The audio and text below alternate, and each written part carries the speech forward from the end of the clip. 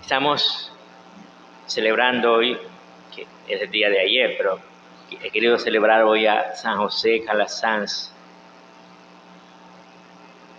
que se dedicó a la educación de los pobres. En su época, la educación la hacía cada uno como podía. O sea, los ricos tenían lo que se llama en griego, en latín, la palabra para el tiempo libre es ocio. Pero en griego, en latín, ocio se dice escola. Escola, después nosotros entendemos escuela.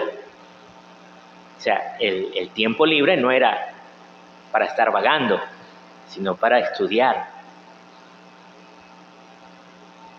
Eso hacían los hombres libres.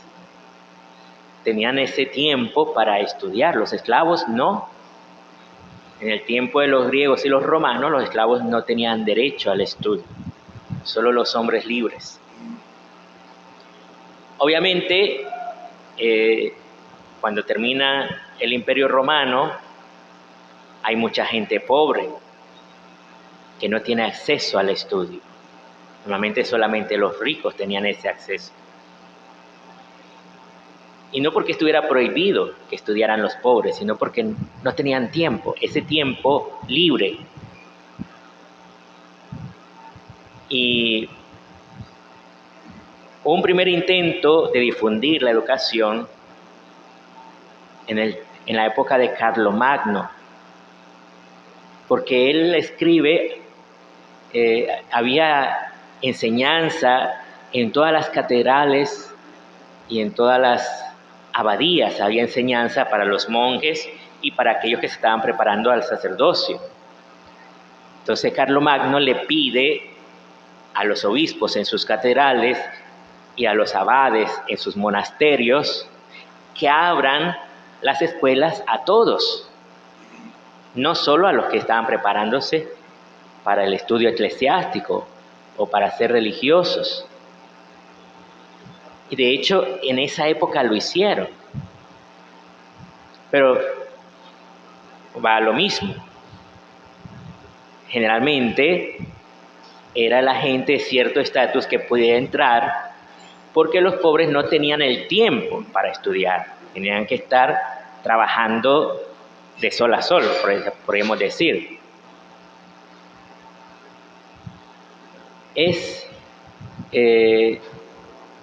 San José Calasanz, al terminar el siglo XVI, para iniciar el siglo XV, porque era siglo XIV el que estaba terminando.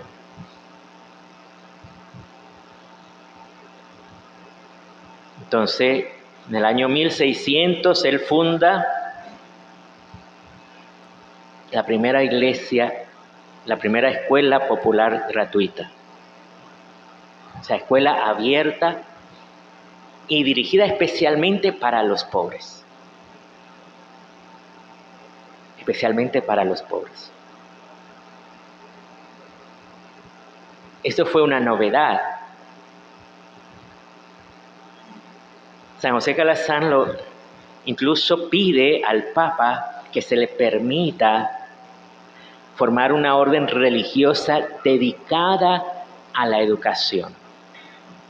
Y dirige un memorial a un cardenal encargado de las órdenes religiosas, que era mi tocayo, pero tenía un apellido interesante, ¿verdad? Era Miguel Ángel Tonti, pero de tonto no tenía nada, era bien astuto el hombre.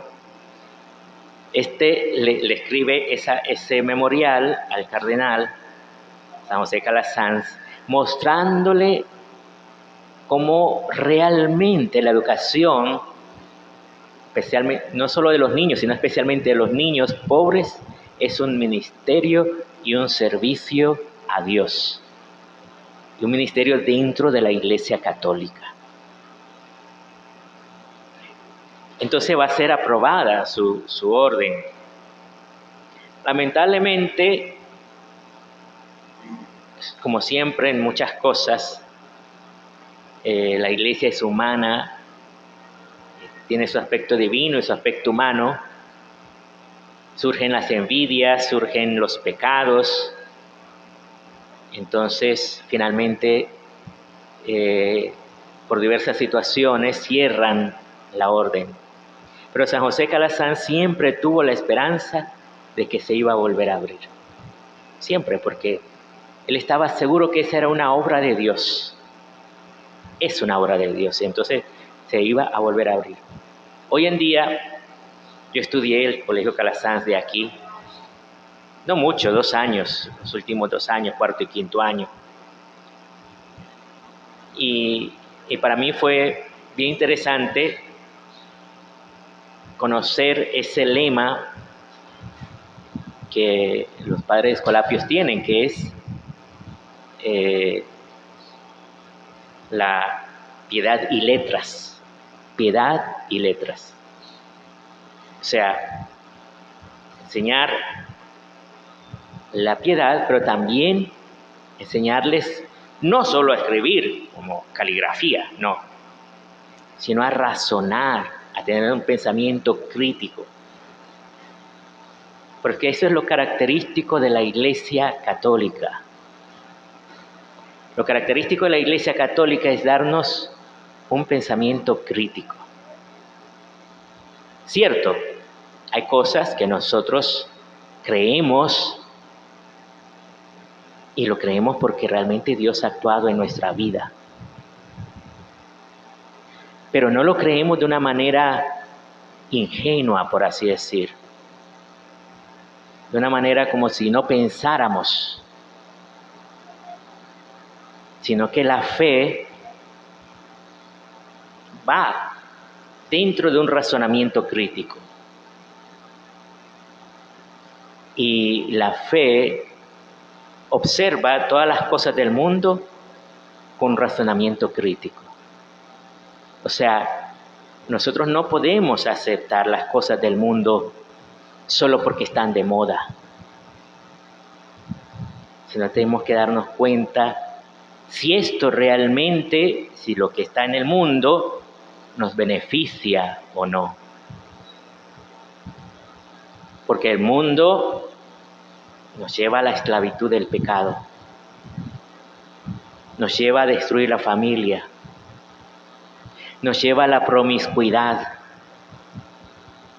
nos lleva a no importar las virtudes cristianas, que son el amor, la esperanza, la caridad, sino solo fijarnos en nuestros propios intereses y ambiciones. Por eso necesitamos ese pensamiento crítico de la Iglesia, a no dejarnos arrastrar del mundo, a no dejarnos arrastrar de ideologías, del pensamiento de los hombres, sino siempre verlo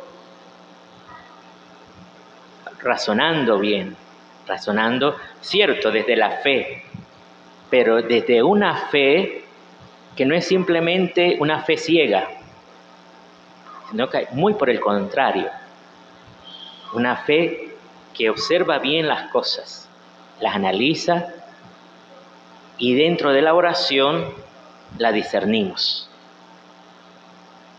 Si algo te lleva a Dios, es voluntad de Dios.